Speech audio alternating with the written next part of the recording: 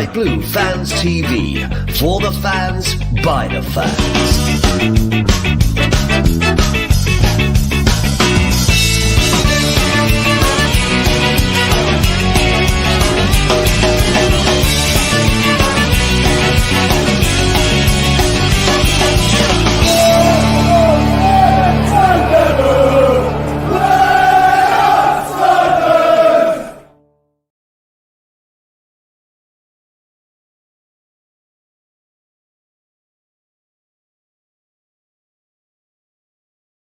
Very good evening to you. Welcome to another edition of Sky Blue Fans TV. Well, we did it. Yeah, I mean, it might have been slow start, but we're there. We are there. We've got a massive game against Holland coming up, and hopefully we can go one better. But yeah, they actually won a penalty shootout, and I get very nervous of penalty shootouts. We've had enough penalty shootouts being Cov fans lately, so you can imagine how nervous we were. But 5 perfect penalties, and we've got Lee live out in Germany. He's going to go through his update about what's been going on out there.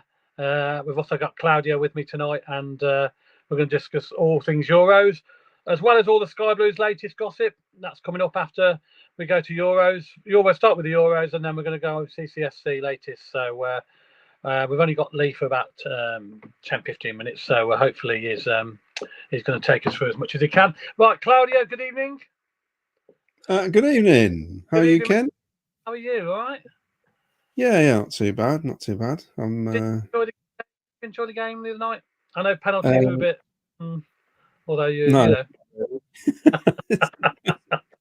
so a slight improvement on the previous. Yeah, I want to be entertained. I thought the Holland Turkey game afterwards was that was like end to end. It was yeah, definitely. And Turkey were very lucky. They played really well, Turkey. Because the French have been awful, I think, as well. 2 own goals and a penalty, and they're in the semi-final. Unbelievable. Unbelievable, yeah. I mean, I think Spain will beat them, no problem. They should do. I'd hope so.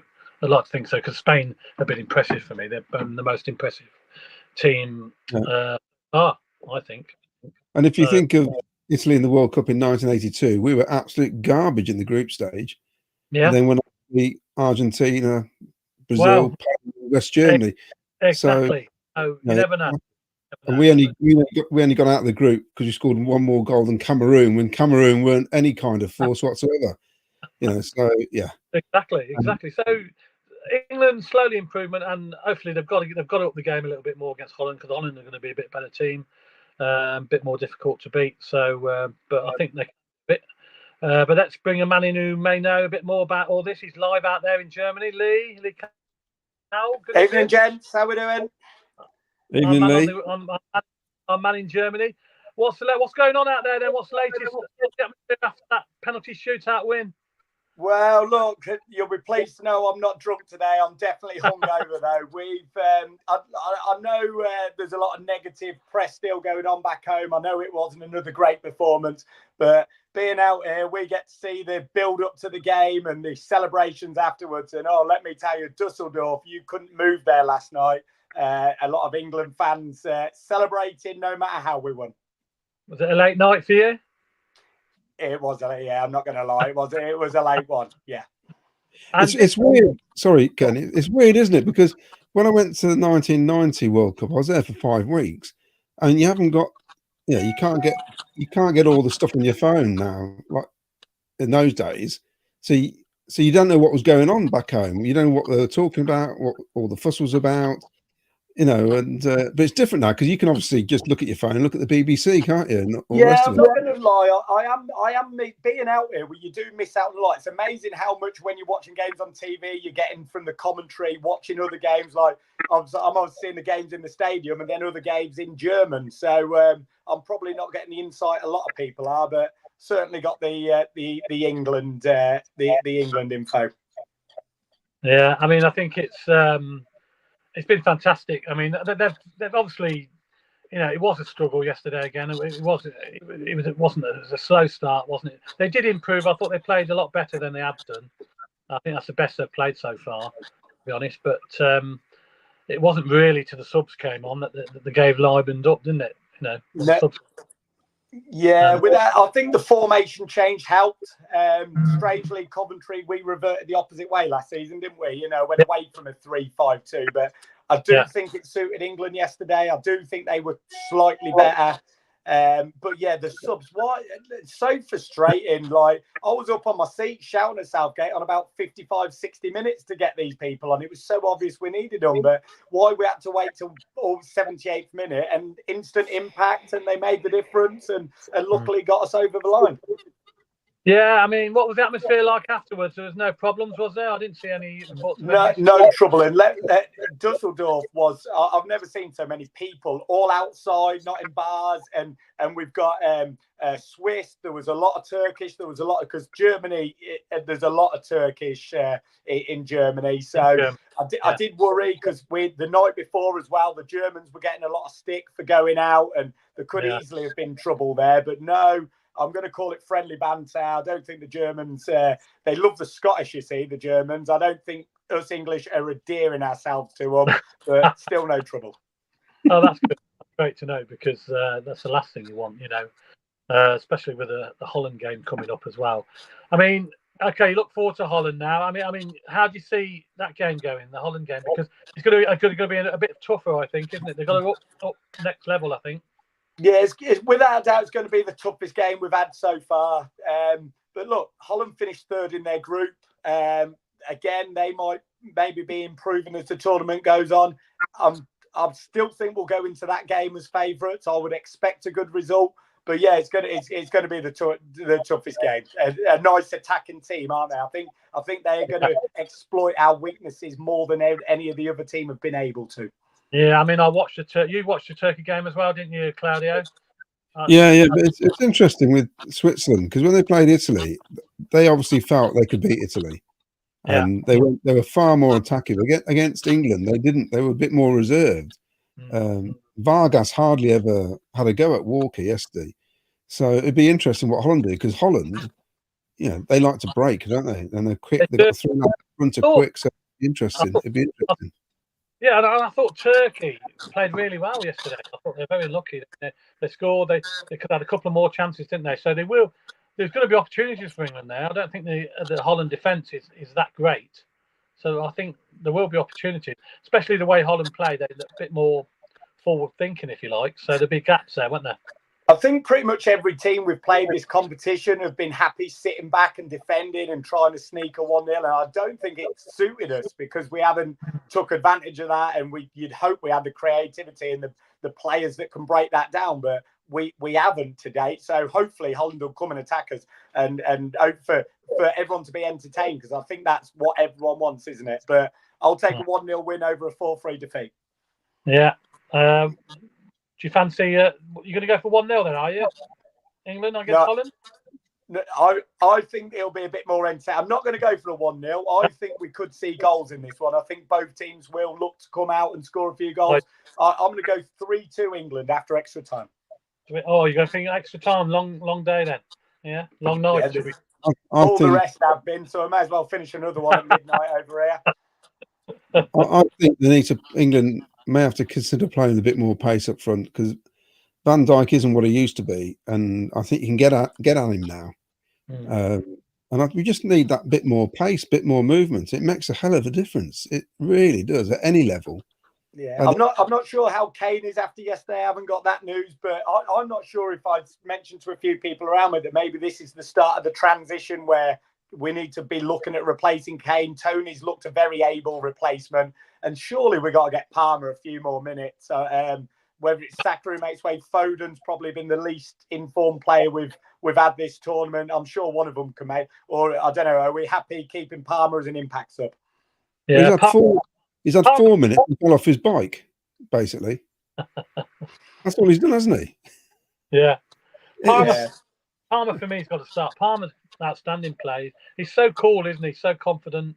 You can tell the way he went up to take that first penalty, didn't he? No problem whatsoever. Give me the ball, I'll put it in. And that's what you want. And he's only a young lad, Everything he does seems to be positive, which is such a difference compared to the other players. Palmer gets on the ball, you stand up, you're on the edge of the seat, you know, whereas the other players, even Saka, I know he played well yesterday, I know he scored, but every time he seems to get the ball and you want him to go at a defender, he passes it backwards or sideways and takes the easy option. I think Palmer's probably a bit more youthful and inventive and happy to try and cause a few problems. Would you like to see...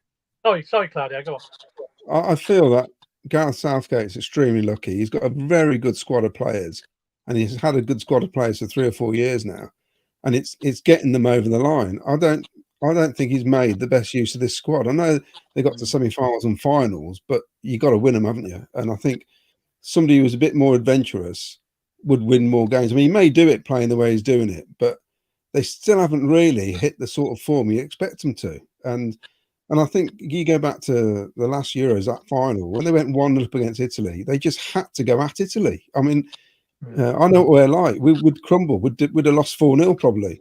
You know, that's what happens. And I just feel that just take the shackles off. No fear. I think it's him. I mean, he was like that at Middlesbrough. He got relegated at Middlesbrough. It's not a pretty watch, is it? I don't think.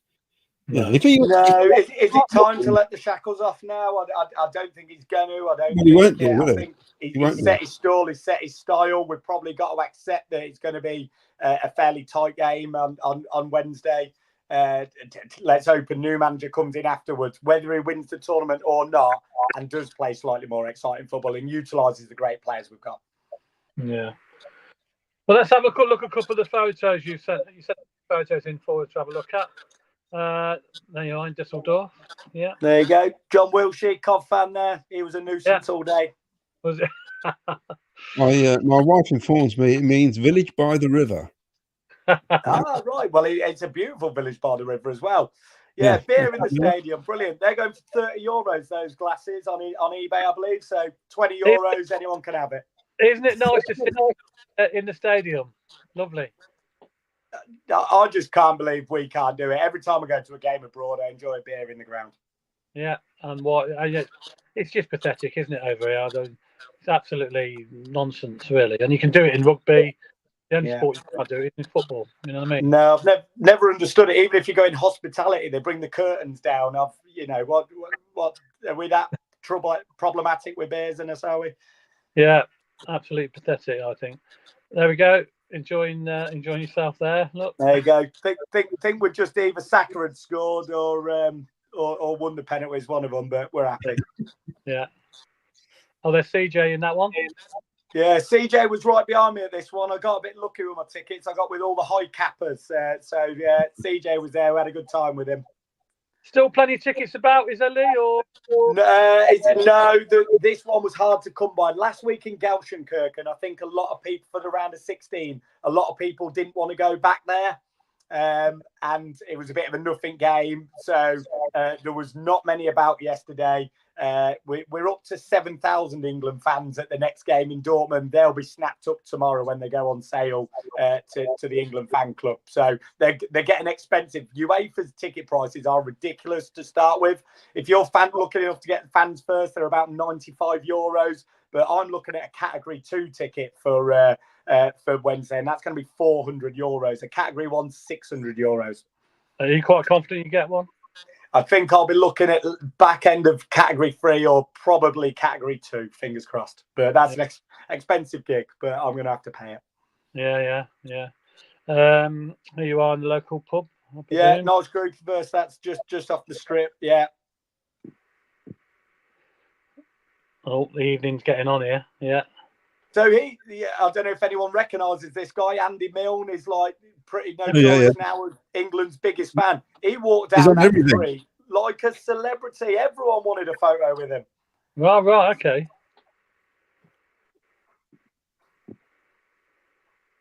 So he wasn't asking for a photo with you then?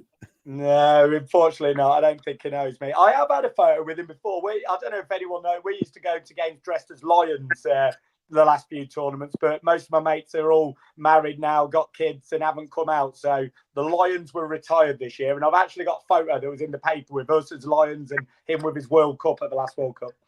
Well, some lads who were dressed as knights, weren't they, with a Cov flag? I saw the knights yesterday. The sky blue and white Cov flag. It's great. This flag bingo is brilliant. I love it when the game gets boring. There's a lot of Coventry flags as well, isn't there? I think we're the best represented team out there, I'm going to say. Yeah, and somebody put a Cov Legion sticker on a Copper's helmet. Yeah, that's class.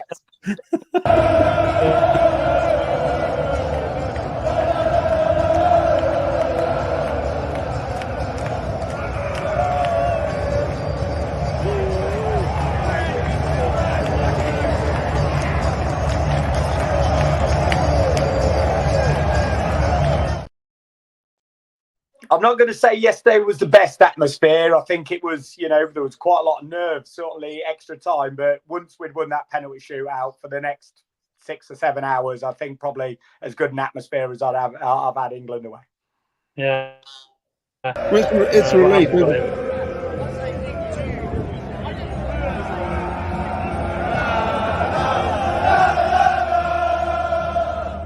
Where's it?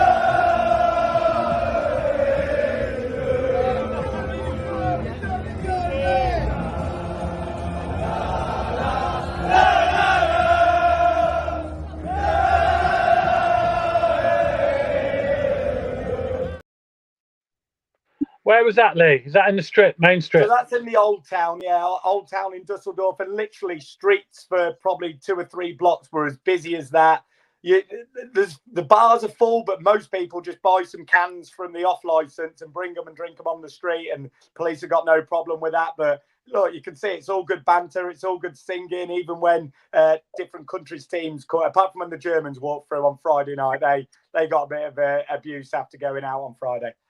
Yeah. Right. Okay. We've got a few comments. Yeah, I'll read this out. Right, got from Dave McGee. Does anyone know why we need to sell academy prospect Marlo Barrett to Manchester City? Can we not keep him if the rumours are true? I don't know. Yeah, I don't know much about him, to be honest. Did you know much about him, Mark? I know he's a decent player, but I just feel like we haven't got enough of our academy lads who come through to the first team. I think we need more. I think they seem to go on loan then disappear, don't they? Not many come through. No, they don't. Dave McGee, evening, folks. Evening. Cov Andy. Ex-policeman, obviously. Evening all. Glenn Watkin, only here for Lee Callum. I thought you were saying here for the beer. At least I'm attracting one. Cheers, Glenn. That's Glenn, Sky Blue Hub. Dave, we had no choice as you can't sign a contract until 16 years old. Man City have jumped in to get him on the back of his England youth games. Yeah, I think we've lost a couple of like that along the years, haven't we? Yeah, a bunch of snakes. It's about time they got done. Adam Shaw still only won one game in 90 minutes like Portugal when they won it, and France still haven't scored a normal goal. I know it's not, France, a nightmare for me. France are awful. Can I just say, is Mbappe the most overrated player in the world? What is the fuss about Mbappe?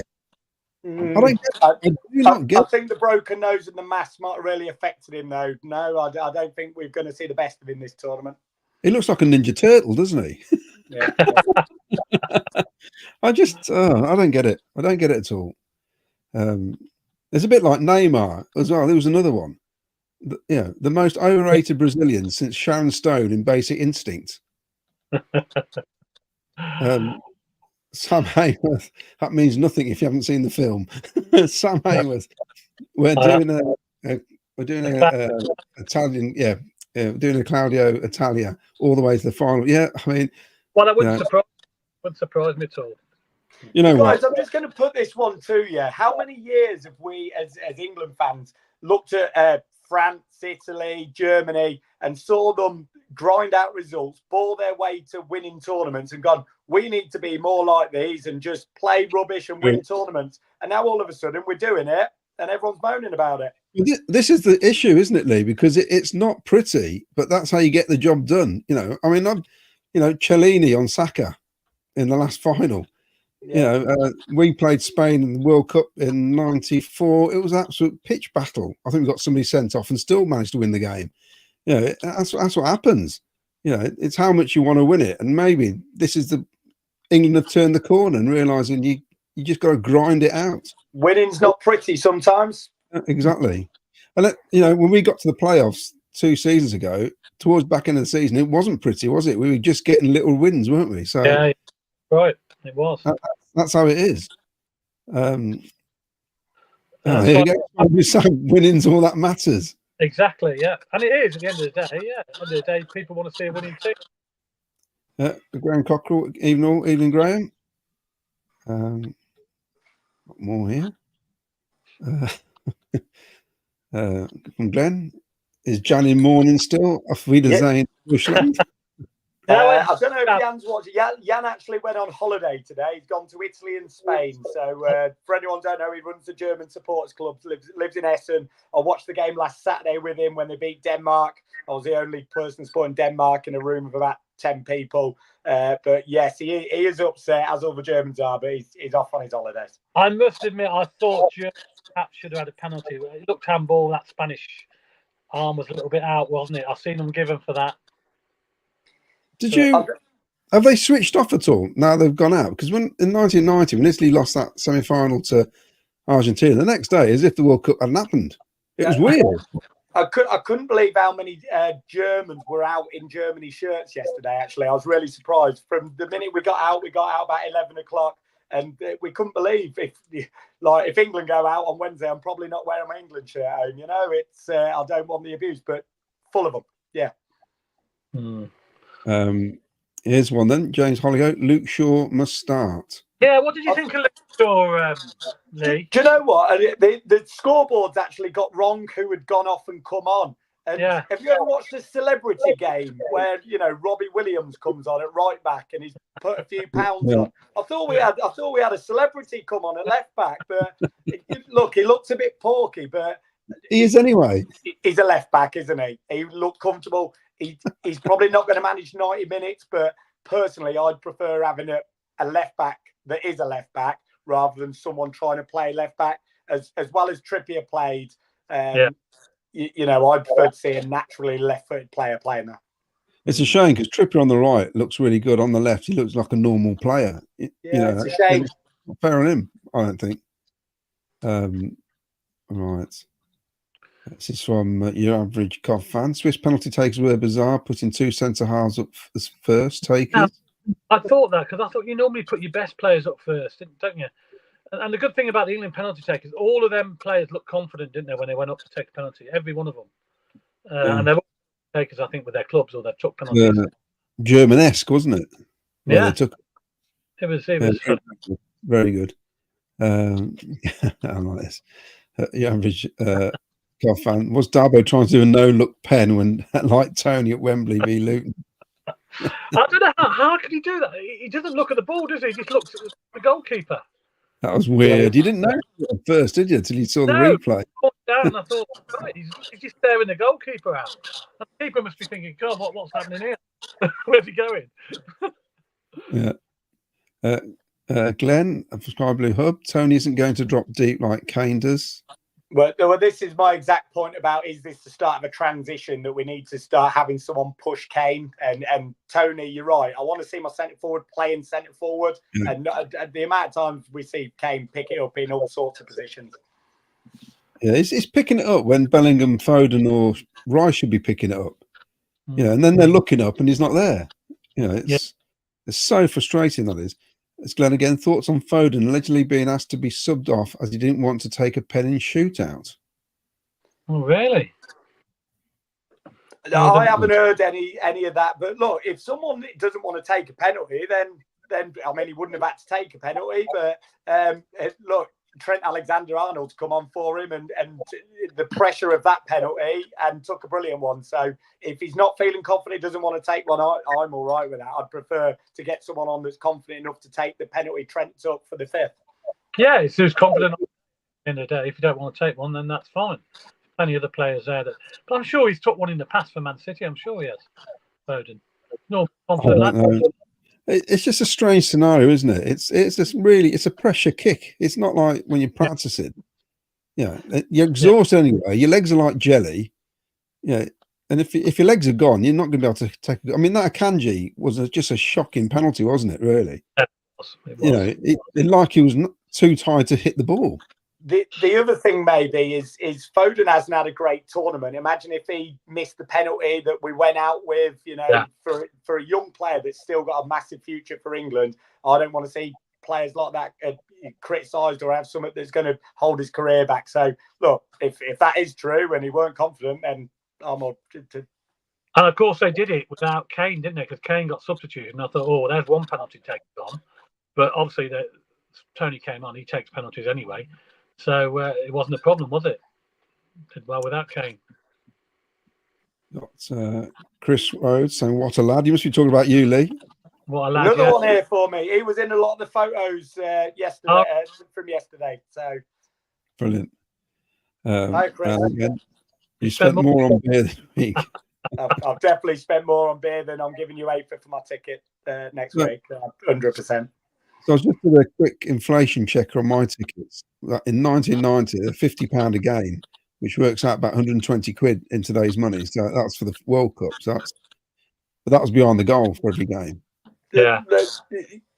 So behind the goal for tomorrow, fans first would be for Wednesday. Sorry, would be £95.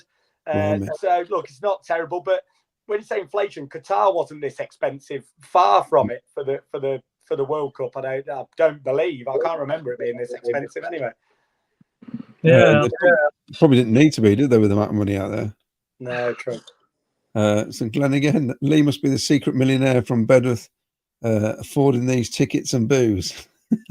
I hope people know I'm sleeping in the back of a transit van, and that's how I afford the booze and the. There's no luxury hotels for you out there, is there? No, I've got my transit. There's a bed in the back, a load of England flags, and luckily enough, I've got friends in Germany tonight. I've got a bed and a shower. I'm going to spend the night here before heading to Dortmund Tuesday morning. Where are you now? Where are you now exactly in Germany? So I've headed to Leverkusen. What's been brilliant about this tournament is all the games are really close together. I haven't had to do. Frankfurt was 2 hours away, so I've come down from Dusseldorf yesterday. I've come to stay with some friends in Leverkusen, which is just north of Cologne, and that's going to be about a 50-minute drive on Tuesday to get to Dortmund for the game on Wednesday. But then Berlin is, if we get to the final, is 350 miles from here. So it's going to be our first real problem of a game that we've got a long way to go to. So you drive there in your van? I don't think I'm going to take the van. If anyone's seen my van, it's not the newest. I'm not sure 700 miles and then driving it back to Coventry the day after is a wise move. So that'll be my first train to a game. Park it up and get the train. I think that'd be the wise. I'll splash out for a hotel as I'm the secret millionaire. Yeah, why not? That's evening all from Wayne Littlewood. Evening, Wayne. Hope you're well. Adam Cow says, "Show us your mole, Lee lad." Is it not a very good play? Best not on live podcast. No. Trevor Merriman, hurry up season, missing the singing and atmosphere. That's Germany. Yeah. Wow. Ian Small, 2 times minutes, 1 shot on target, both games shocking. Ian, be interesting. Ian, because obviously he's in France. What they're saying over there about the French team? That'd be interesting to know. Should we get the French shirt up? Where's it? Shall I get it? Yeah, up? Talking about France. I mean, let's have a look at this shirt. I made a comment on my radio show about this shirt. I mean, it's got a massive cock on it. Look, the size of that. Why is it that big? I just find it so funny. It's like a Disney shirt, isn't it? Yeah. I don't know. Big cock, no goals. I know. It didn't used to be that big, did it, Claudia? Sorry? It didn't used to be that big, did it? No. It's just a little cock. It's just got a big cock. I thought I'd just get that up there. It just made me laugh when I saw it the other night. Yeah. Right. We got Andy Mileman said I should have been a police officer, as I'm always helping them with their inquiries. Ian Beckett, an evening team, even to you, Ian. And Colin Bramfield. How can Tony take a penalty like that and not even look at the ball, eyes straight at the keeper, only 1 step up to shoot? Amazing. And it went in the corner. Yeah. Didn't it? Brilliant penalty. It was. It's one of those risks you take. It's like the Panenka, isn't it? If you get it wrong, I mean, the Swiss guy rolled one down the middle, which if Pickford had just stood there, he could put his foot on it, couldn't he? Really, and you could see his expression on his face, thinking, I could have got that. And Joyner, of course, CJ's. Evening, Anne. We were hoping to get CJ on, but got a evening, guys. Yeah, he disappeared last night. Don't know where he went. Sorry. Yeah. What are you doing with CJ? Oh, he's probably in the beer cellar or one of those dodgy clubs in Berlin. We have sent him the necessary links and stuff, but we haven't got back to. He hasn't got back to us, so hopefully he's okay. But we'll hope to get him on after victory overly against Holland. Hopefully, we'll get him on later. So we know you want to go soon. So what are your thoughts then? 2 semi-finals, France and Spain, England, Holland. How do you think it's all going to fare? I think everyone's going to hate. I know I've just predicted a 3-2 England victory after extra time, so I'll stick with that. I think France will win 1-0 in their game and totally bore their way with an Mbappe penalty. And we're going to have the 2 most boring teams of the tournament in the final, France versus England. Wow, that'll be a turn up the books. I just can't see France beating Spain. I think Spain will beat France quite convincingly. I think both games are going to go to penalties. I think they could be.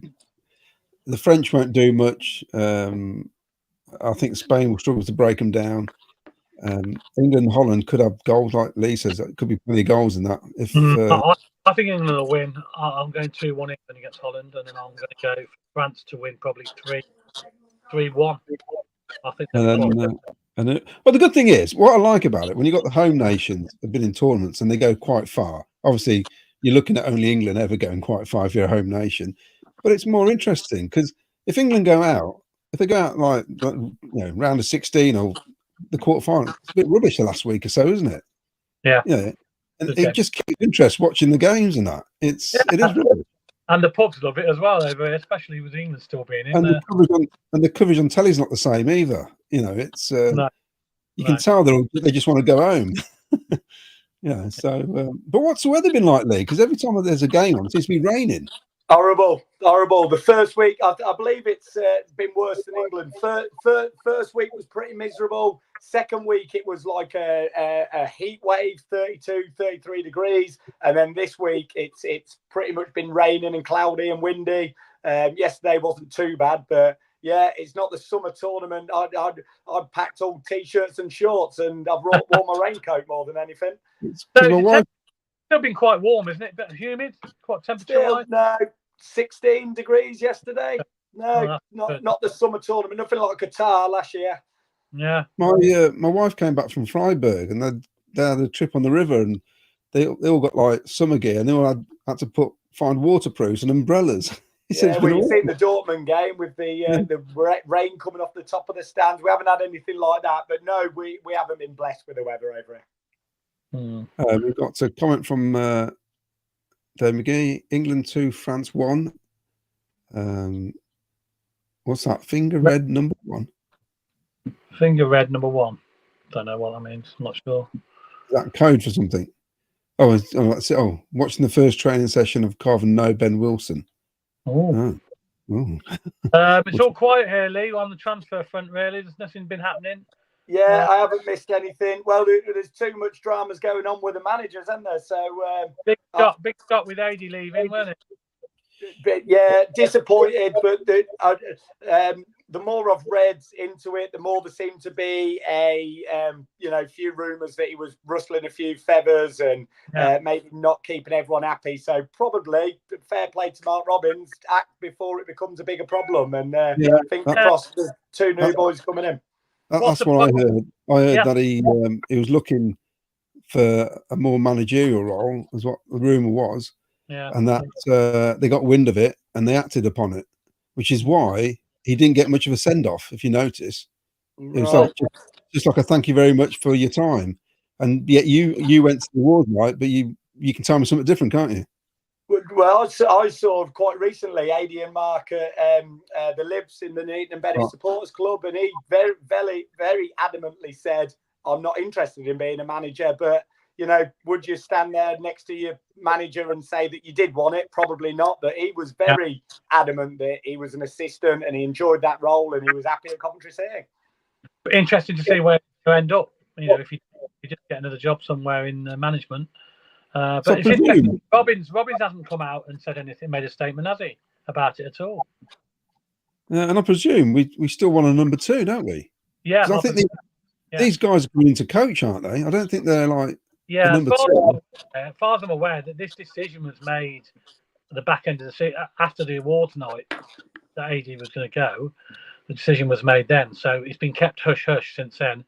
And the interviews that took place, obviously, with the other 2 guys that have come in, and obviously they're still looking. They're still looking to bring in a number 2 to assist Robbins. So that's why I understand it. Is a good question from Ian Beckett. With the likelihood Southgate goes after this tournament, how do you rate his tenure? Well, Lee, my opinion is the likelihood is very likely that he'll go. I think that if we don't win the tournament, it won't be his choice. If he wins the tournament, it will be his choice, and we'll see how much he wants to stick around and win a World Cup if that's the case. I'd like to think if we don't win it, the way we've played, the public opinion, I would like to think the FA would do the honourable thing and let him go. Yeah, I think overall, if you look at the results, you look at the record, you think he's had a really good record. But I think I'm the same as a lot of people don't like the football. They don't enjoy the games. It's which is, it's how we feel. I mean, everyone likes a particular way of playing football. And I think for a lot of people, it's not that way, but he's getting the results. So when you look at his record, it looks really good, doesn't it? That's facts. In 50 years' time, there'll be nobody. Well, I said be nobody alive, but we won't be here. To say, oh, they're a bit boring. You don't. There's the only thing you read in the paper is the result. Like you say, years to come, we're only going to see we won. We got to a quarter-final, semi-final. Look, the performances haven't been great, but we only want the result. Guys, I'm going to have to leave you. There's a plate of sauerkraut and bratwurst on the table waiting for me. My charge is about to go because there's no charges in my van. Right, we've kept you. Thanks very much, Lee. It's been a pleasure. Hopefully, I'll see you next week before a final. Yeah, absolutely. Enjoy yourself, mate. Cheers. Stay safe, mate. Take it easy. Bye. Sauerkraut and bratwurst. Do you reckon he's in Germany? Hey? Do you reckon he's in Germany? Sauerkraut and bratwurst. Well, yeah, he seems to be enjoying himself anyway, doesn't he? I would be. I'll tell you what. Whether you think the games are boring or not, I'd like to be out there, wouldn't you? It'd be great fun.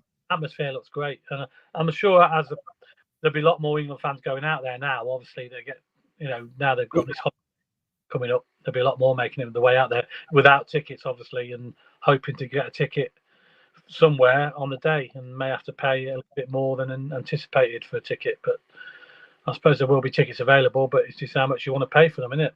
I suppose. Yeah, true. At the end of the day. So we've got some photos come up, haven't we? Because this came up on the internet. Yes. Is this one of the new kits? No.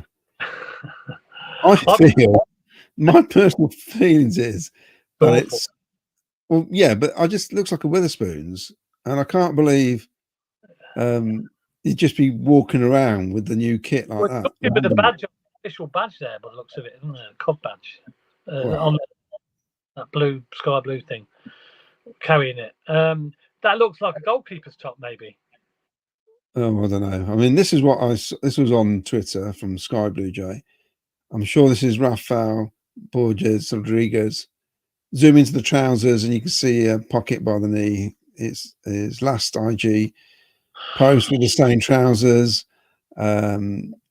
Also behind Bidder's white trousers with a pocket by the knee. Also wears the same boot brand, but I mean that the boot brand's standard, isn't it? These are the photos, I think. It's some investigation work. This is just for the kit. Play to whoever you are, Sky Blue Jack. It's a bit over the top. Well, look, whatever it is, it's not very. It's very plain. If that's our away kit, then it's not a very good one this year. It's very plain, and I'd be surprised if it is. But I've been told by people I've been talking to that it is. Yeah, but we've also been told Monza aren't going to sponsor us. So Yeah, Monza on there. We've been told the deal was off, but now maybe they've come back to the table and renegotiated. I don't know.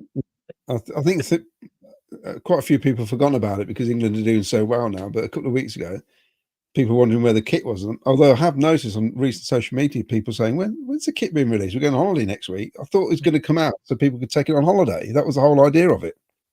Yeah, and Doug, if you remember last year, said that won't happen again, didn't he? He said there's problems with the sponsorship, which is why King of Shaves came in at the last minute, didn't they? And they were front to shirt sponsor because the original one pulled out. He said that wouldn't happen again. Now, from what I've heard, it has happened again. The sponsor, I heard they've had difficulties with the sponsor. Now, whether that's still Monza or not, I don't know. But we've heard all sorts of different Eon, Monza, and now Cobb Building Society has been mentioned as well as a front of the shirt sponsor. So I don't know. I don't know what to So believe. who do you? I mean, you were on the show, were you, when Callum he's left? What's your views on that? We can talk about some of the players now. Was Callum O'Hare leaving? Yeah. Well, look, end of the day, my view is his contract was ended. I'm disappointed he hasn't. We have to see where he's going to end up, but I'll be disappointed if he ends up in the Championship because, why go to another Championship club? That'd be only money, wouldn't it? Money motivated, because we must have a good chance of going up this season. He must know that. So for me, if he goes to another league, in the Premier League, then that's fine. He's gone. He's up his career, and he's going for better prospects, which is fine with me. I've heard Celtic are interested as well in Scotland. Why he'd want to go up there, I don't know. Only got two teams up there challenging, haven't you? Maybe European football, even in the Champions League. So that's a possibility, I suppose.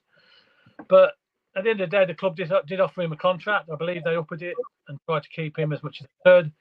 But they've got a limit, and if he wants to, he's every right to have a look around at his best possibilities about going different places. Then he's got every right to do that. I mean, I'm sorry to see him go. Very disappointed because I thought there was a rumor that he might sign a 12-month contract, but he obviously didn't. He's decided to move on.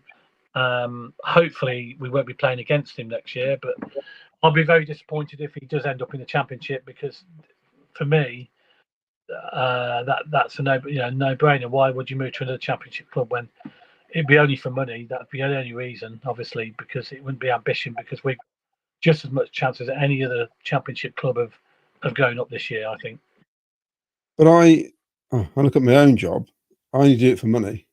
Yeah, well, of course we do. At the end of the day, I mean, he's going to do the same kind of thing, and if he does go to the Championship and treble his wages. And there's no loyalty in football. We all know that with other players that left over the years. We've seen it many times, haven't we? I mean, for me, he gave us some great moments. It's disappointing when you lose a good player, but I know that we wouldn't be crying if it was somebody else leaving. We'd just go, oh, well, that's the way it is. It's a fact we know he's a good player. And, I mean, it's all about what you can put in your bank balance. He's had a major knee operation. And once he's had that, you've got that in the back of your mind. It could happen again. And it could happen again. And that could finish his career at 24, wherever he is, 25. So I don't blame him, really. If he can get look, he missed a lot of £1 million or whatever it is, fair play to him. Yeah, he missed a lot of games for us, didn't he, due to that injury? But what he did give us when he did play was fantastic. He was a fantastic servant, and I can't criticise him really, because he was fantastic for us, and he was such an important player in the team. When he wasn't playing, we did struggle at times, didn't we? Because his little creativity, and he came back with a bang, didn't he? If you remember, he come back from the injury. He did, but he ended the seasons on a little fizzle, didn't he? Because Robbins wasn't starting him, was he? He was leaving it out. So there's obviously a reason for that. So anyway, fair play to him. He's been with us, was it 5 years or something? How long has he been with us? Yeah, it feels like a long time. It didn't cost us anything when we got him. We got him free, didn't we? So he didn't cost us, and we've had good value, haven't we? To be fair, so we can't moan too much. But look, I'll still be a little bit disappointed if he ends up in the Championship. fair play to him. He gets a Premier League club. That's fine. That's fantastic. Or if he moves to Scotland and got European football, that's fine. But there was a strong rumour that Leeds were interested. I don't know whether that's true or not, but there's all sorts of rumours. But I'm just surprised nothing's been announced at the moment. But it's all very quiet, isn't it? Oh, yeah, he's probably got loads of. He might have 3 or 4 clubs. That's why. Yeah. It takes time, doesn't it? Looking at his options, isn't he? At the end of the day, and you can't blame him. At the end of the day, look, he's been great for us, and I wish him all the best anyway from me, and I'm sure you do as well. And most Cov fans, I think, would be the same. You know, it's going to be disappointment, but that's football. We've seen it over the years many times. That's 3 good songs. What with Hamer and Jokeres and now O'Hare.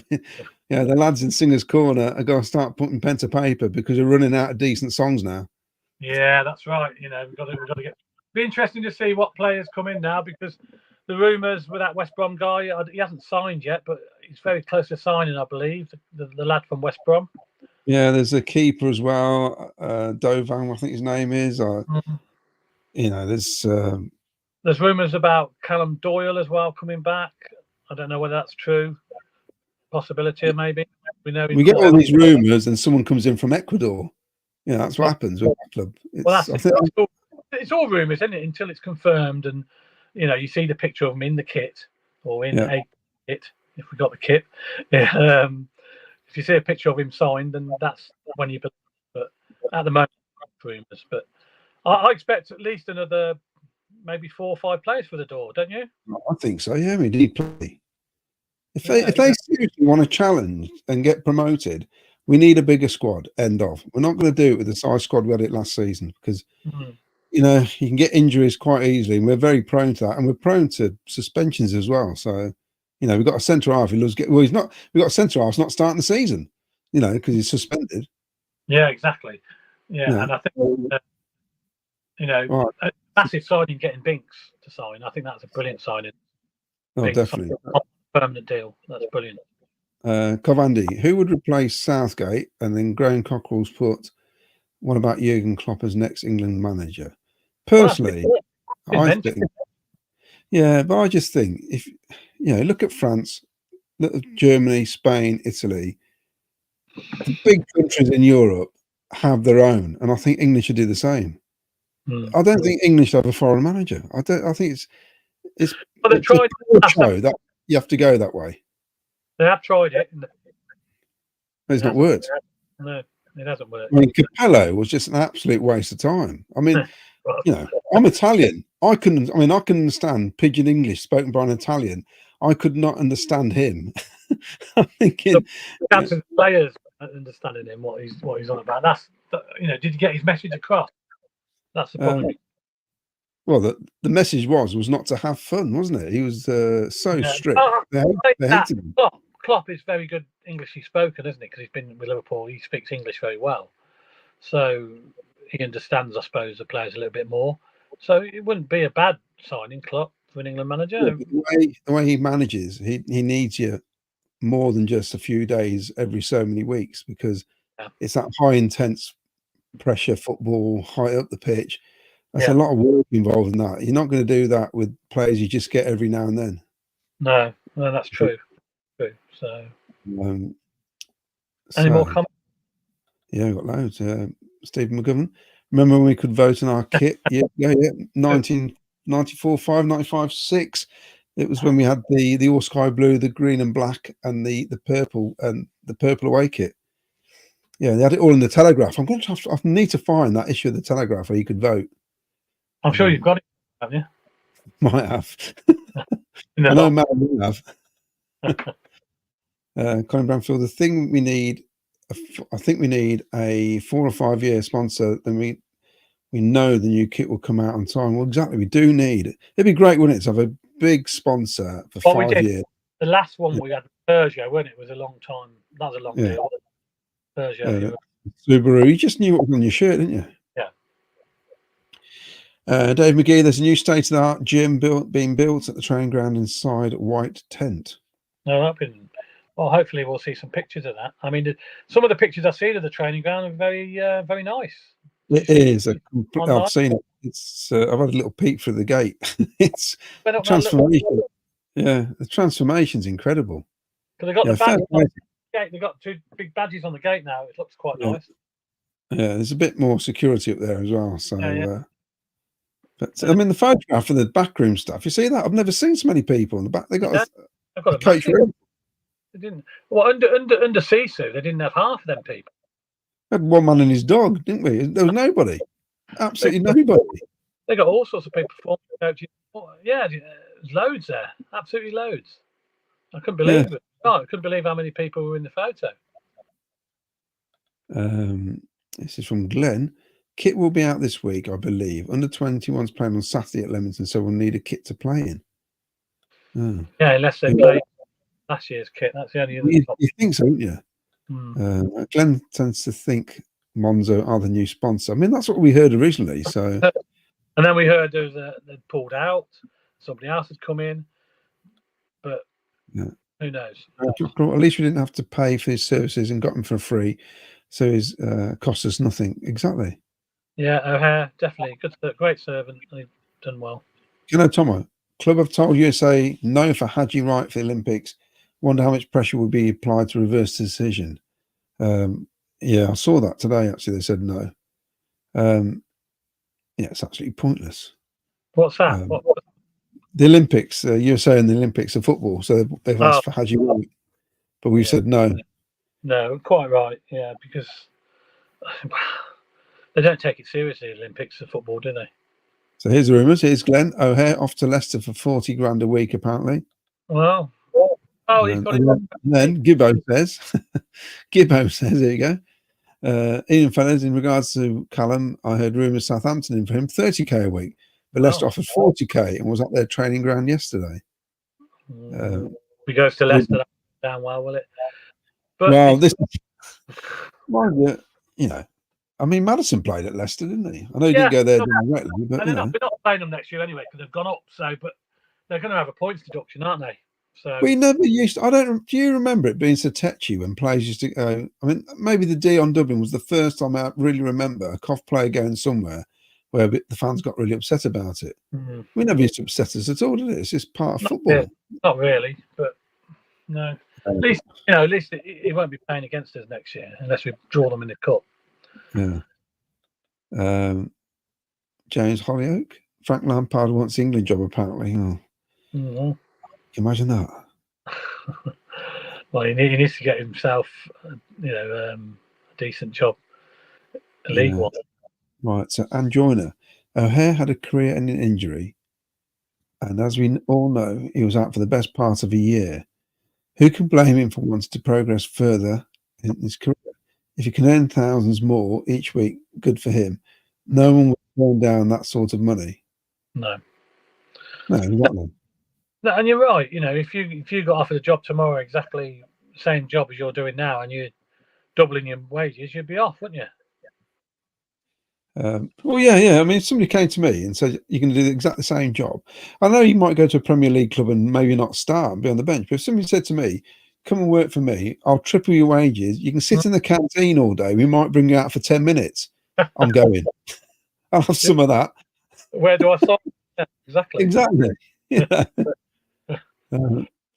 And there are clubs in a lot better position than us, even in the Championship, to get out of this league still. I think. Yeah. So please, Graham Cockrell, please tell everyone you have to get date of birth confirmation to activate your season ticket. Well, really? Definitely. I think most of you got it anyway, because I know Luke has, because he's went from under 21, it's jumped up now. All right. To adult, they did it automatically. Lee Beckett, the kit announcement this week. Hurrah! I'll tell you what, can you imagine when it does come out, if it's rubbish, the disappointment? Because there's this anticipation now, isn't there, that we're always going to have a fantastic... If it's anything like that white one we've seen, then it's going to be very disappointing.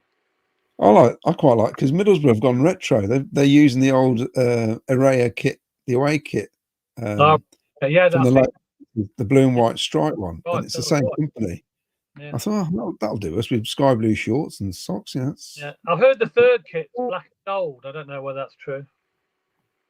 Oh, yeah. Yet again, who knows? Rumours. Graham Cockle. Sheffield United have only 9 players on their books. Wow. Wow. Hamer's one of them, isn't he? All right. This is from Colin Branfield. What do you think again about Sky changing all our games again? Not one game in August on the 3 o'clock kickoff again. Well, the first home game of the season's been changed already, hasn't it? Yeah. Oxford. I thought they were going to announce everything in one block, but it seems like they've announced the first one, and maybe in 2 weeks' time they'll announce the next ones. I think they're going to announce them all before the start of the season, but of course it takes time, because if you're moving games, you have to tell the authorities. So they're going to have to sort stuff out. You can't just say, Sky wants to play 8 o'clock on a Tuesday or a Friday or whatever, because the coppers have got to get involved, haven't they? Yeah. Well, I know it's difficult for some people. I'm lucky I'm in a situation where it doesn't bother me at all, but I can understand people that it will bother. I mean, from doing this channel, the amount of people we now know who travel. Yeah, there's a lot. Jo Chamey, she travels 2 hours from Basingstoke. We know people from the Isle of Man. The lady who comes from Northern Ireland. Yeah. So it's Ipswich, Mark White. Ipswich. Yeah, it's a long way. Ian Small comes over from France for games. They got season tickets. They need to know in advance, or as much in advance as possible, when these games are being played. So Friday night's the first game. I mean, I just think there's going to be a lot more as well, to come. The only problem is with some games that are going to be changed like that, it may affect the away support that may get in the ground, or even with the home support. Yeah, could do. Yeah, because it will. That's what could happen. I can see, you can book an away. Mind you will know, won't we, before the season starts? So you're not going to get tickets for an away game if you know you're not going to be making it. Basically, no. It'd be interesting to see how many Oxford do Friday night, but it's not too far to come, to be honest. So they probably will sell all their allocation, even though it's a Friday night. Yeah, and the thing is, we've got. I'll read this one out from Graham first. He's saying, I went to the ticket office and all season tickets are blocked until you show them the information required. You can do online or shop. So I presume, unless you get somebody, they send an email, you're not going to know. So you've got to go down there personally, or can you do it online? No, you can do it online, but I think you just need to fill in your details and make sure it's all up to date. Coventry, I live in Pompey, and the season ticket just weren't for me. Just weren't for me. Is that meant to be? Yeah, well, that's fair. He's not going to sue. You're going to cost you money in the long run if you lose. If you're not going to be, you're going to miss so many games. It's not going to benefit you. There's no point in getting one. It's interesting though, isn't it? I mean, they're ploughing money into football. Without this TV money, we'd have had 30 clubs gone by now. Yeah, clubs are struggling with this money. How long it lasts for, who knows? I look at the problem is when the Premier League started, I think the difference between the Premier League and the Championship was about 2 or 3 million, wise or something like that. Now it's like about 2 billion. It's ridiculous, the difference, which is the problem. I mean, I know the Championship team's going to get a bit more of the share, but I find it odd when they do the vote. 14 clubs have the vote, don't they? And that's enough to pass through any agenda or any changes. But some of the 14, like recently, when it was all about the distribution of money, was clubs like Bournemouth, Brighton. Come on. I know Bournemouth dictating to some of the clubs in the Championship how money should be shared, which I find incredible when they could be out of the Premier League at any time. Very, very strange. So we've got Gordon Tully-Hart. Why is Man City's nickname the Sky Blues? Regarding season ticket, we had to send photo of passports. Yeah. They're the citizens, aren't they, Man City? I think it's the TV people call them Sky Blues. The fans don't call them Sky Blues. No, they've never been known Sky Blues, really, have they? To be fair, football wise, I think it's just as you say, it's the TV companies that do that. So Trevor Merriman says Coventry sent me an email about proving age of season tickets, license, and passport.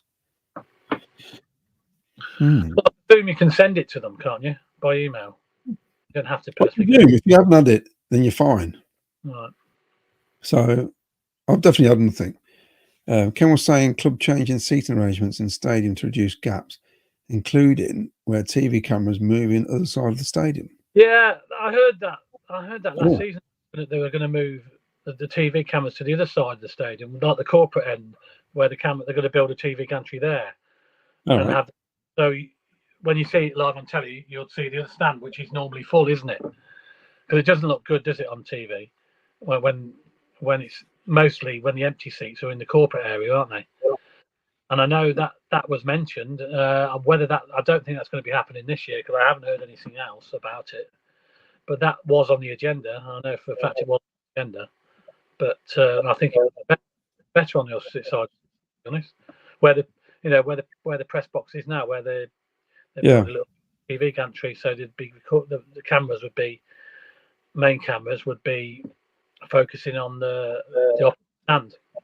Yeah, that's right, because they can move some of the TV. Well, I suppose they've got communications and stuff, haven't they? But yeah, I'm sure they can do something. It looked better, wouldn't it? It looked so much better. Yeah, and I think that was mentioned. So whether that's going to happen, I don't think it's going to happen this season, but I think it will happen eventually because it has been mentioned. I've heard a few people mention it. Right. So Colin Bramfield says, is this new season ticket holders, they're asking for their age? Well, I presume when you fill a new season ticket holder, you've got to put your age down. Don't you have to send any ID in anyway, do you? No, I think if you've already got it already, because some people may have not filled the form in exactly how it should have been, maybe, I don't know. And joiner, haven't had an email proof of date of birth. It might be because they know I'm old. So, Ralph Wiggins. I had to show my driver's license when I bought my season ticket a week after they went on sale. Interesting. So Ian Beckett, Ian Beckett had email from my daughter and chap I know had it for him. He's 66, so I think they are confirming young or concession tickets. Yeah, because 65, you get OAP allowance, don't you? Yeah. Kev 380, where 3 new season ticket holders, and that's the price, date of birth for the kids who are under 18.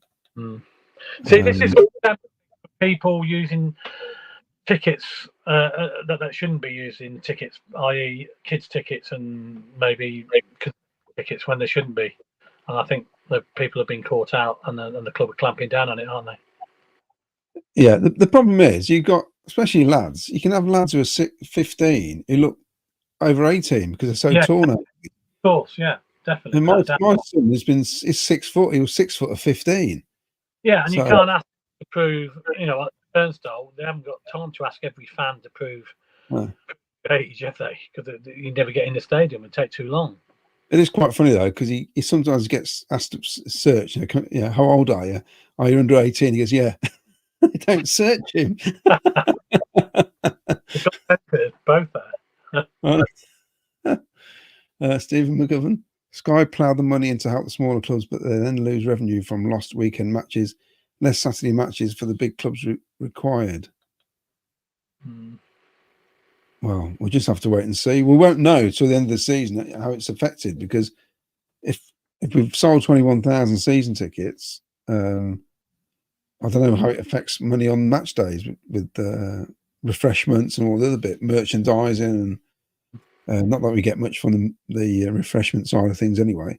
Not at the moment, no. While we don't own the stadium, we don't get a lot. Although the deal's better, it's a better deal than they had previously, so I understand. But don't you get about 100 grand every home game, and if you're the away team, they give you a few grand?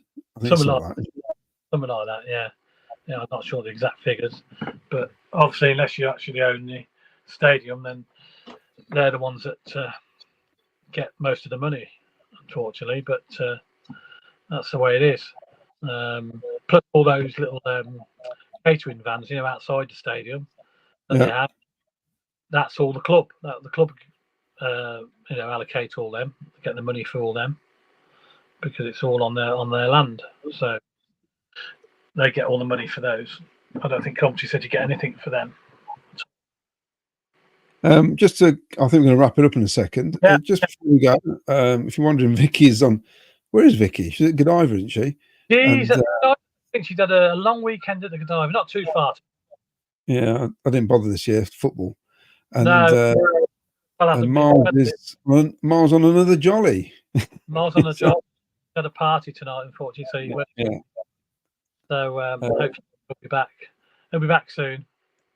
I'll be doing my podcast again with Jim Brown during the week. Yeah, you're on Thursday night. What time? 7:30. Yeah, well, we're going to record it on Tuesday, I think, but I think we're doing 1982-3.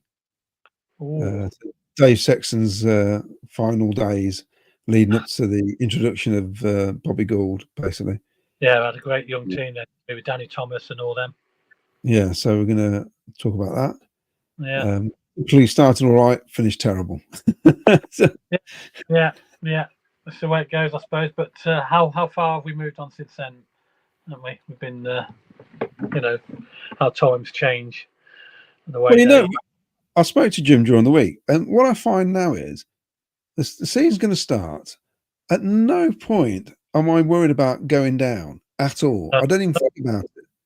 Now, when we're in the Premier League, that's the first thing we thought of. We looked at see who we're playing the last few games, see where we need to win. The running. The start of the season, try and get a few wins. I don't think about it. I look at that league and I just think, well, we're not going down, surely. So I look forward to it every season. Even going back 10 years ago, it was a nightmare, wasn't it? I mean, as a fan base, we have to be happy with what we're seeing. Yeah, we've got to be very close. Very, very close to going back up, aren't we? If we don't do it this year, I mean, I know we've been saying it the last couple of seasons, we've been very close, but I firmly believe we can. There's no reason why we can't do it this year. But we're going to be there or thereabouts, I believe, if the right players come in, which I think they will. I think Doug will get, will back Robbins with a bit of cash and bring in some quality players, and hopefully we'll be going for the top spot rather than the playoffs. But I think got a question from Steve Espy. Steve, AFC Wimbledon supporter, do you know how much you pay for Adoni? Because when Wimbledon sold him, there was a sell-on clause of 20%, apparently. I don't know. Was it one of these undisclosed fees? No, I think it's about 5 million, wasn't it, in total? It's going to go up to actual 5 or 6 million, yeah. Oh, okay. Oh, right. Fair enough. They got a bit of money coming back then, Wimbledon. Yeah, I'm sure it's up to about 5 or 6 in the end. It will be, depending on appearances, is what I think. Yeah.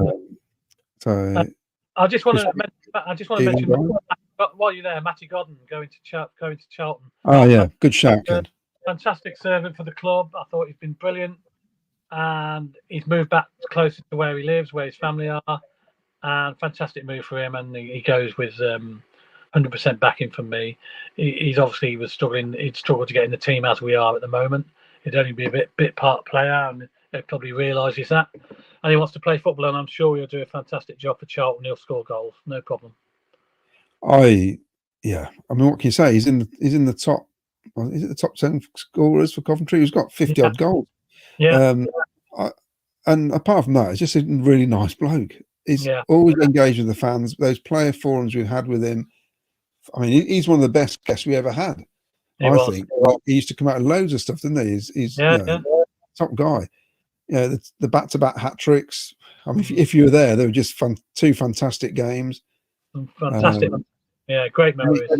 And he loved playing for the club. And it's that's another song we've got to think of now. That's another one gone. Yeah. It's not to have him.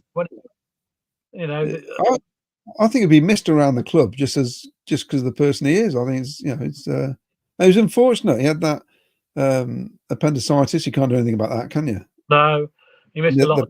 Fasciitis, which is, I mean, I've had that. You're looking at 6 months. It can be a real strain. It is a strain. It's a tough one. You can't run, you can't walk when that affects your foot.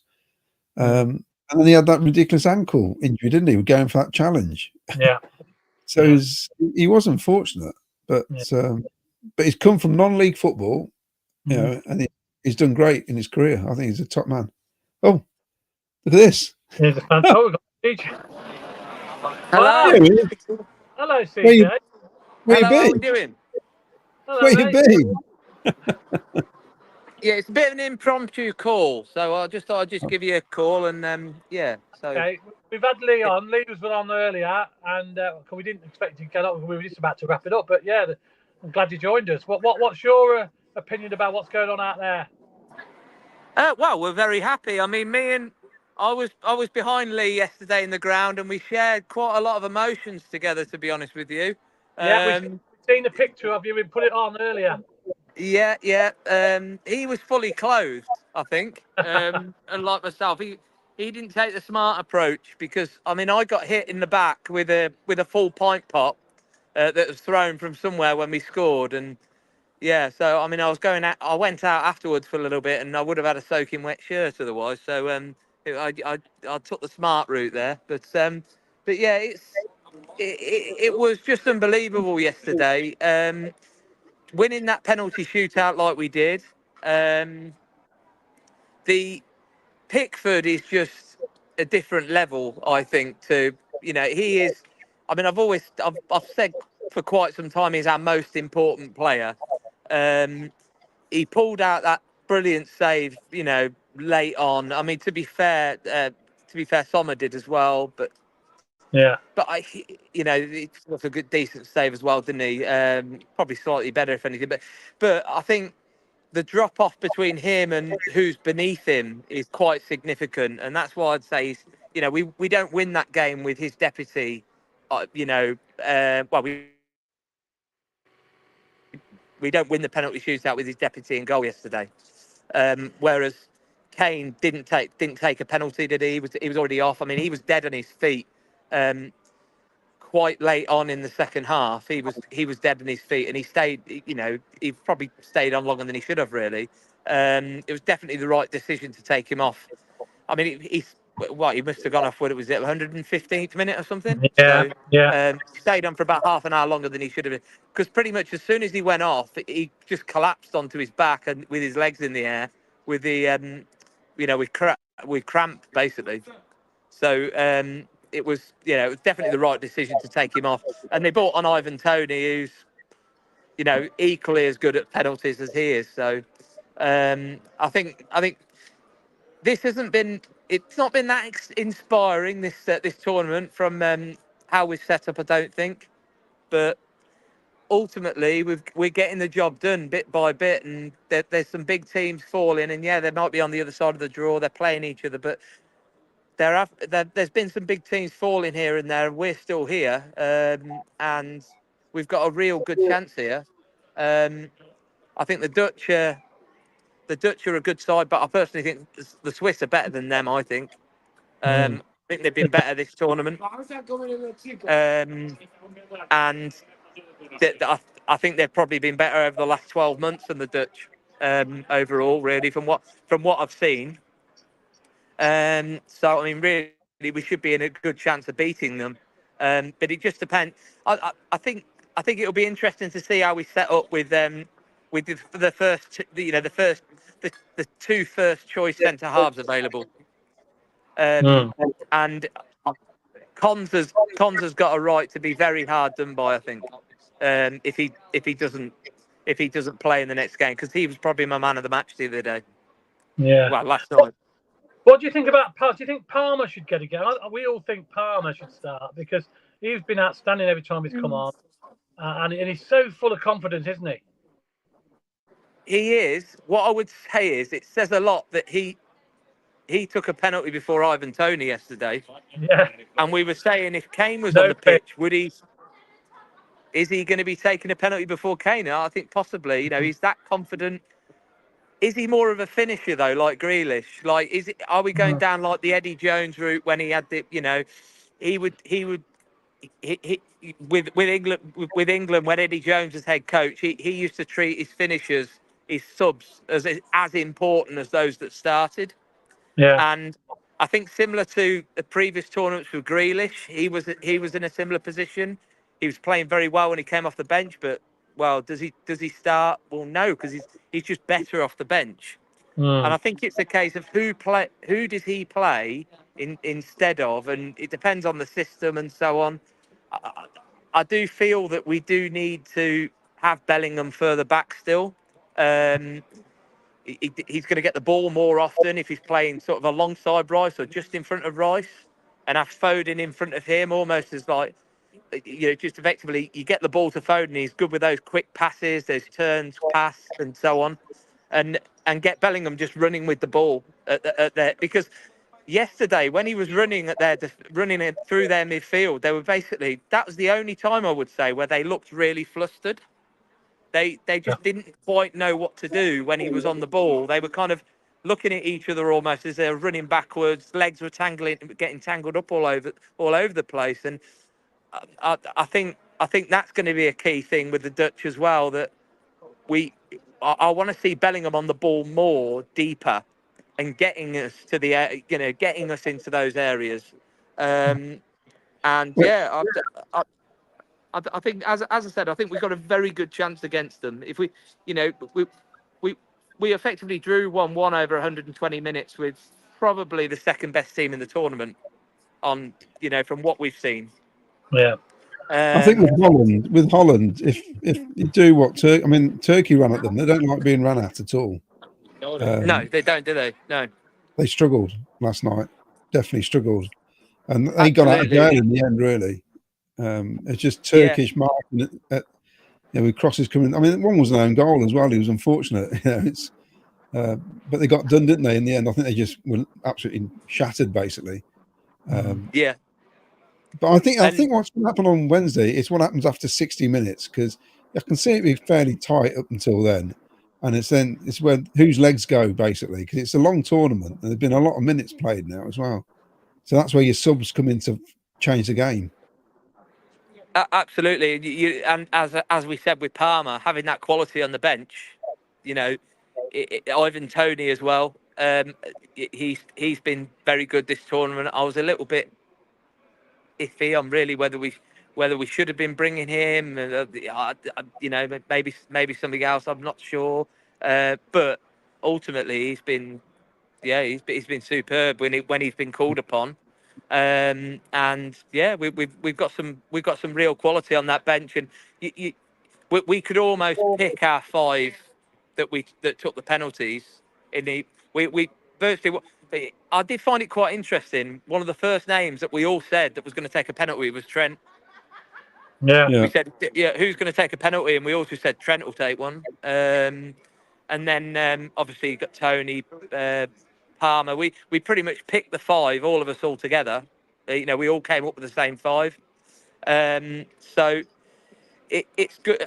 It's good. And I mean, how many of them started? So yeah, it's good to have them to come off the bench, isn't it? So. And that's without, obviously, when Kane went off, that was a penalty taker being taken out, but he did get replaced with one with Toney. But Toney's penalty, I mean, have you ever seen anybody take a penalty like that? He stares the keeper out. He didn't look at the ball. Yeah. What was it? 3 steps? Something like that? Yeah. Yeah. I mean, it was. Yeah. I can't. I mean, when Cole Palmer takes a penalty, it's just like. As well, I mean, literally, this is a guy that could probably sleep on a roller coaster, couldn't he? He really could. He's just a different. He's just a different level. And yeah, as I said, having him available to come off the bench is just a luxury that most teams don't have. And I think the other with the other semi-final, I think Carvajal is going to be an absolute massive loss for them, for the Spanish. And he had to do it, similar to Mark Gay when he took his second yellow of the tournament. He had to do it, but similar sort of situation there with Spain. I mean, incidentally, we were in a bar called Louisiana's, and it was packed full of Germans, like packed full of them. They weren't very happy, and they decided. I think they had 4 minutes on the board or something for that game, and basically the referee blew at 4 minutes, but I think it was for a foul or something like that. Yeah. And everyone, all the Germans started to get really annoyed because they thought that was it was over. The DJ thought it was over, and he started to put like a really upbeat club mix on. He started to play Free for Desire. Yeah. He started to put, and then he played Pump It Up straight afterwards. And the Germans were just not happy with that at all. And then we looked up and we saw Carvajal being sent off, and we thought, what's going on here? I don't remember that happening. We thought it was a replay. But very quickly, the DJ had to turn. You know, he played those 2 songs over 2 minutes. That's how long it actually was. And you know, he turned them off. But yeah, it was a very strange. It was a very strange atmosphere in there. But generally, what I've found is that most England fans out here wanted Germany to get as far as possible. Most of us want an England-Germany final. Final, yeah. And that's what the Germans wanted us to get through to the final. They did, most of them want us to get through to the final now that I've spoken to. So it's, you know, we're getting a little bit of home support here almost. But yeah, I think they do want that. And it'd be great. It would have been great to see that, and it would be great to have them back at our place in 4 years and do exactly the same to them there. You know, beat them both times. Yeah. We're just gonna have to beat the Spanish instead, aren't we? Probably. So. Yeah, I mean, I haven't been impressed with the French, to be fair. I think France have been very poor.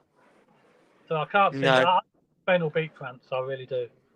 I think the Spanish will beat them, but I mean the problem is the thing is France haven't put in a decent performance yet, and it's very rare that they don't put a decent performance in a tournament, and I can kind of see them.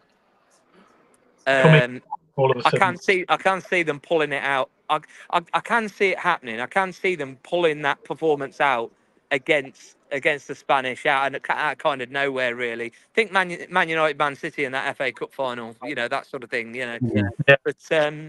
But we'll see. But I mean, really, the Spanish should be beating them, quite frankly, because they're struggling to score by themselves, aren't they? From open play, I don't think have they yet. I don't think they have.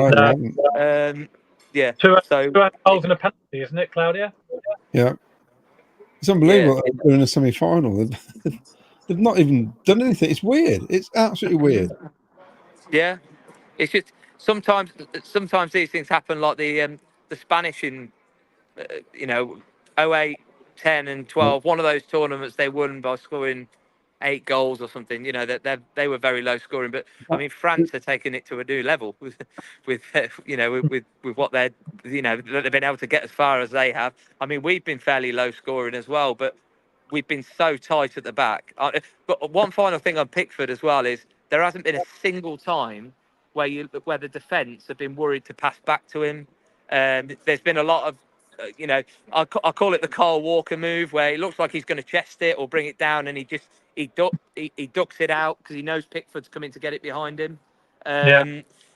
They've just got so much confidence in him behind, and they know that maybe once every 20, 25 games he might stuff up and he might cost us a goal, but 99% of the time he's magnificent, and he's looked fairly unbeatable this tournament, to be honest with you. It's only been like goals that he just couldn't stop. He couldn't do anything about, really. That they've been the 3 that we've 3 that we've conceded. Yeah. So yeah, 3. Yeah.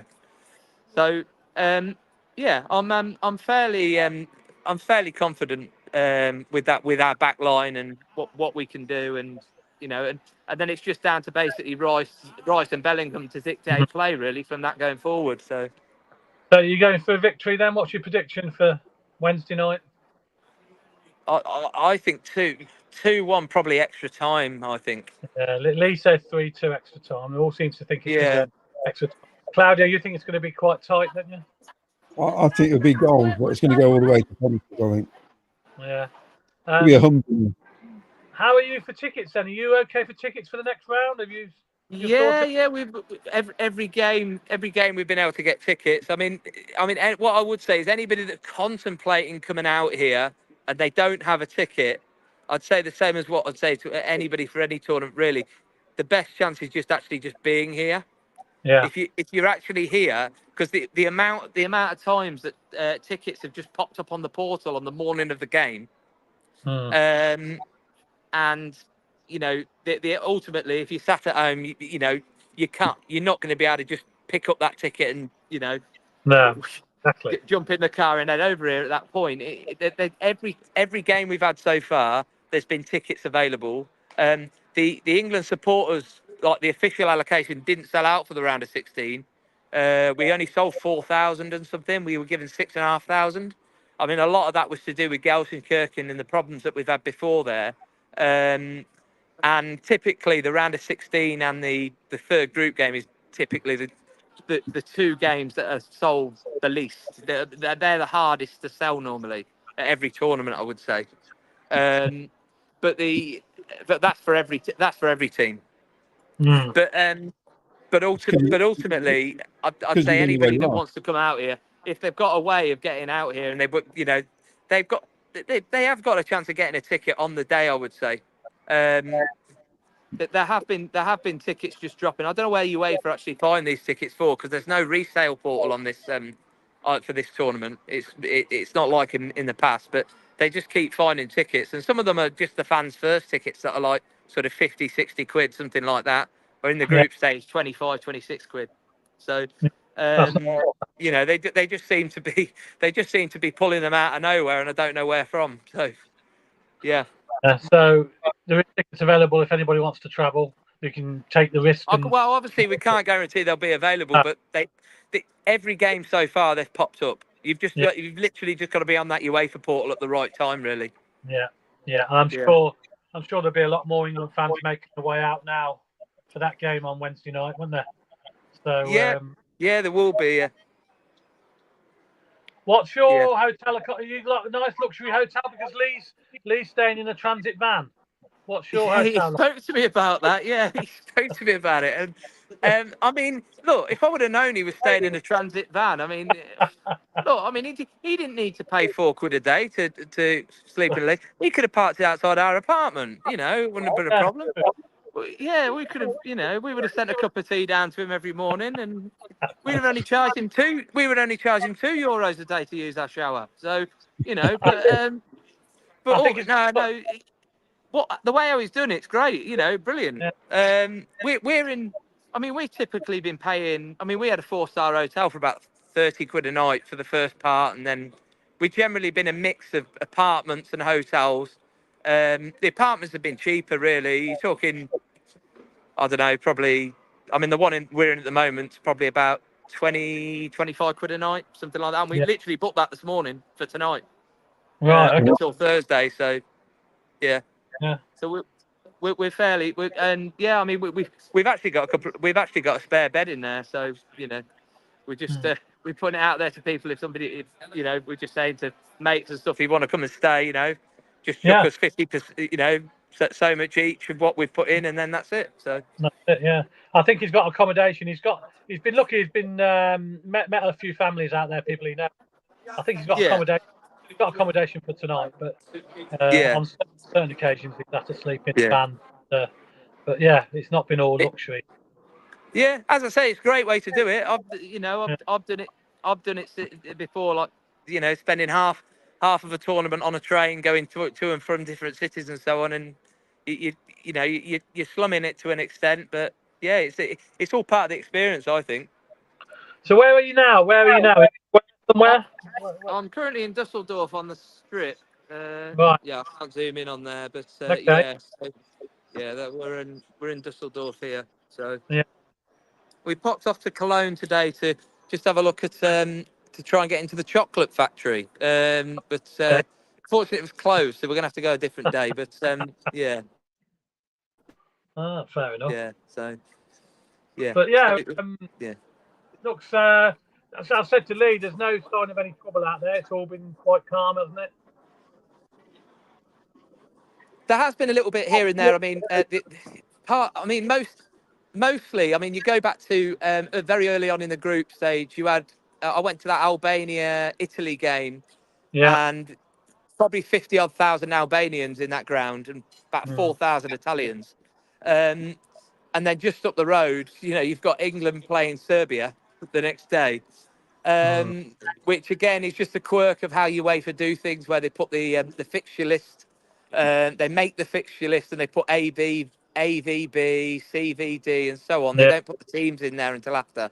So Yeah. I do think that does need looking at, because we've had it in the past with, in particular, the Russians and the English and the Welsh had some problems due to that, but back in 2016. But I mean, ultimately, we've got that there was some trouble there. I mean, it was more of a case of the Albanians all thinking, yeah, we can have a go at the Serbs, which is always going to happen when they're kind of joining up.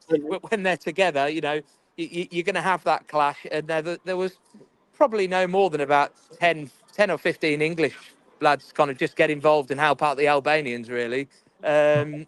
And considering the amount that's out here, I mean, how many tens of thousands are out here?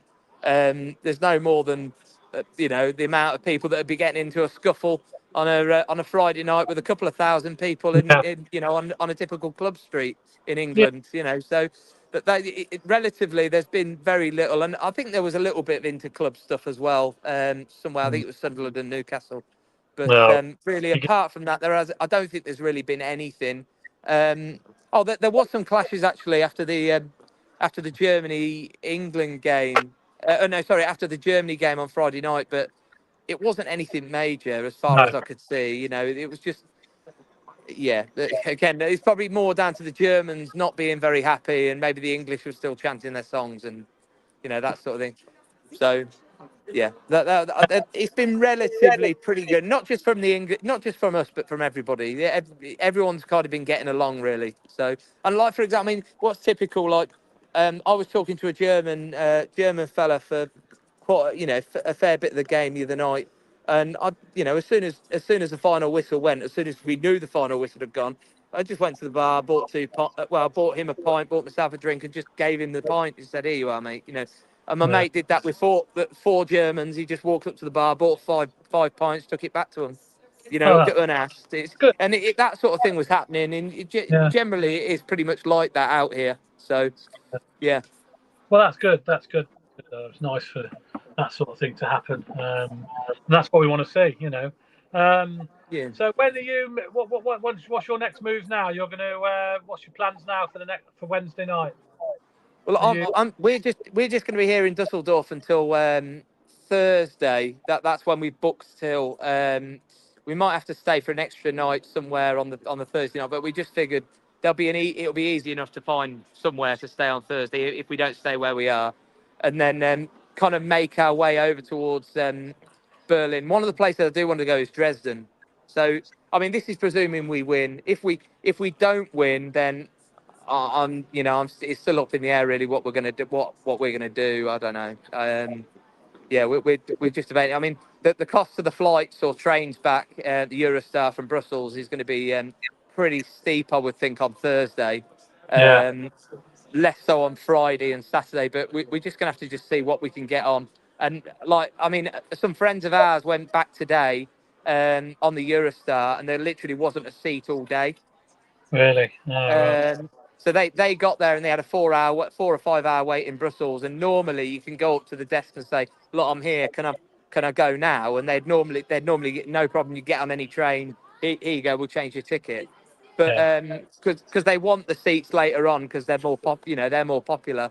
But that just didn't happen. They just said, "Look, we're completely full, and we've got people. They've even got people standing in the buffet cart, so they're overselling the trains." So I think it's going to be very difficult to come home Thursday, Friday. To be honest with you, if we don't quite make it through, I do have a flight booked on Monday, so we're Right. just going to see what happens there. Yeah. Take it from there. Well, that's all you can do, isn't it? At the end of the day, you just got to. It's all depending on the result, isn't it? We're all hoping for Yeah, the and what I've got to say as well, I mean, all of this, every bit of travel I've used so far, I booked it in December, about a day after the draw was made. So Yeah. literally, whether it was the quarterfinal flight, on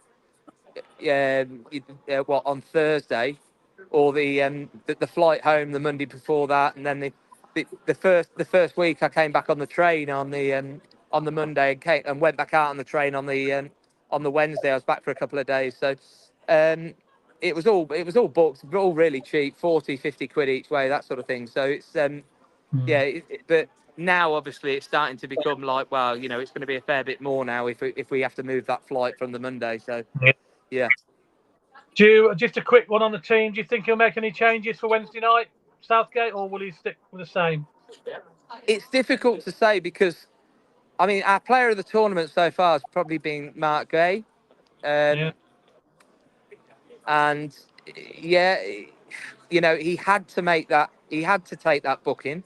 Yeah. So that's not necessarily his fault that he got that second yellow. But yeah, I mean, but Konza was just so good, and it's difficult. And I think that kind of made that decision with regards to Konza being in there.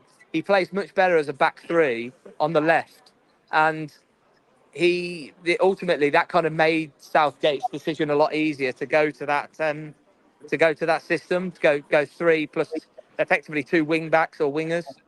So I don't know. It will be interesting to see what happens next time. It will do.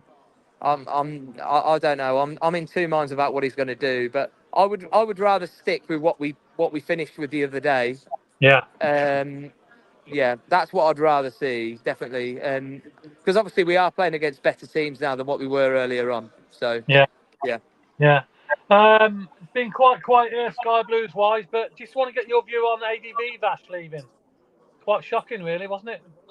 I'm gutted, really. I've said fairly often. I think he's as important, if not probably more important than Robbins, to be honest with you. Yeah. He's got an excellent rapport with the players, and I think we're going to miss him, and Yeah. I think we're going to badly miss him. That's nothing on Boateng and Carr. I mean Carr comes with like an excellent reputation from Wolves, and I think it was Bristol City, was it? I think he was at before as well. And the island women's setup. You know, he comes with a really good reputation. But Boateng even more so. And I mean, I think it was an under-18s team he took to the Sphinx to play Sphinx maybe a couple of years ago, and he was the last man to leave, and he was sweeping up. He asked for a broom and swept up. You know, that's the sort of bloke you want at your club, isn't it? That will do that sort of thing. You know, when they visit a non-league club. So it shows what sort of bloke he is. But I don't think either of them are assistant managers, really, are they? And it's just we're just going to see whether we actually get one. I don't know, but from what I gather, the decision was made quite some time ago, a few weeks ago. It's only just come out, obviously. That's what I'm hearing as well. Yeah. Yeah, the plan is, I believe he's got somebody else to come in as Robbins. So they've only been brought in as coaches. I do wonder. There's there's somebody that's just been sacked by Wales, isn't there? That might be you know, there's somebody that we might yeah. So I mean, it'd be interesting. We could bring Doyle back, couldn't we? So you know, there's a load the two of them back together. Yeah, there's a lot of rumours going on, but I firmly believe they'll bring another assistant in. I think there'll be somebody in alongside him. Yeah, hopefully. I did hear. Like I said, I did hear Page. I have heard Page's name mentioned. So we'll see. But That'd be interesting. Will be interesting. Claudia, do you want to add anything before? No, I think CJ wants to go for a drink. I think I've got some comments I can read. Drink out there now. Are you close to a few bars, aren't you? Yeah, loads. Yeah, and we've managed to put our stickers up everywhere. Well, what I will say, mate. When the game, as Claudio said earlier, when the game gets boring, we all look at the flags. You know, all the COD flags, and there's been so many. I've only had mine out, I think, twice so far. So it's just been so difficult because to do it, you've literally got to be in the ground like 3 hours before kickoff, realistically. Yeah. And I mean, it is. it is, and the transport here is pretty poor, to be honest with you. I Is mean, it? we've got Dortmund on Wednesday, and that's been the hardest ground for me that I've found to get out of. Getting into was okay. I sacked off the public transport to get there, so we just sacked that off, and I just walked it. Yeah. But it was about a 35-minute walk from the station. Yeah. So, I mean, I don't know. I mean, I might try and get there a bit earlier on there and try and get it out. But typically, it's just not been possible for a lot of the games so far. So, Yeah. That's fair. Well, look, CJ, we'll let you go. Go get yourself a beer, and hopefully we'll join up with you next weekend when obviously we will be celebrating the final. Hopefully, in the final after the yeah, absolutely, absolutely, yeah. All going well. Fingers crossed. All right. Have a great night, mate, and thanks for coming on. Yeah. Thanks, then. Cheers, mate. See you soon. Bye-bye. Cheers, pal. Well, there you go. That was a bit of a surprise call from CJ. We did expect him not that late, but we did expect him at some stage. But we obviously they are an hour ahead over there, aren't they? So I've got 3 more comments, I think, probably wrap it up. Dave McGee, do you think we have leadership and characters left at the club, like when Hamer was with us? Well, we don't know. Well, we supposedly the lads at the back. I'd have thought Thomas looks like a leader, doesn't he? And Kitchen, I mean, Binks, there's quite a few leaders there. I think Chief is another one. I'd like to think. Oh, Sheep, yeah. Plenty of leaders, I think. Lee Beckett and Matty Godden is a club legend. We just don't play the way to accommodate him. Also, he's 32. We need a 22-year-old Matty Godden is what we need up front. Yeah. We do need a fox in the box is what we need. Because we do pass up too many chances.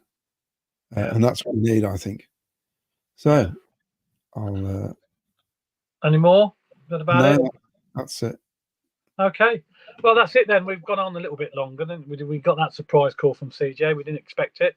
That wasn't planned, but we obviously planned to speak to him earlier on, but we obviously had a few connection issues. But he kept fair play to him. He's come back on and spoke to us at the end of the show there, and he seems to be enjoying himself as well. Not what the England fans do. We move on to Wednesday night, 8 o'clock against Holland, and hopefully the journey will continue into the final. My prediction was 3-1 England win, I think. What was yours, Claudia? I said it'll go to penalties, and I'm not sure which way it's going to go once it goes to penalties. So another penalty shootout. Yeah, I think it'll go all the way. And if we get any breaking news, we might come on there, depending on what it is. Yeah, we do breaking news. We're hopefully, when the kit's released, we're going to hopefully do a show from the or a live link up from the shop. All going well when we get a date that kit's going to be released, the launch day, whenever that's going to be.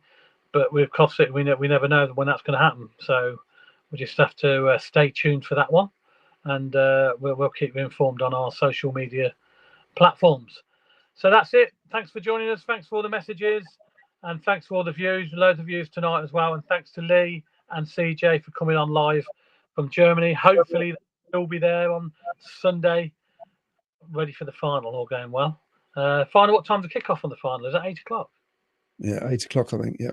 Evening kickoff. Yeah. So we'll have to probably bring the show forward then for that. But we'll play that by ear. We'll see what happens on Wednesday first.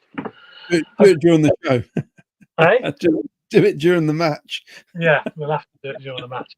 Thanks very much. That's it then. It's come on England, and hopefully we'll see you on Sunday at some stage. And play up Sky Blues. Thanks for listening. Thanks for messaging. Good night. Sky Blues.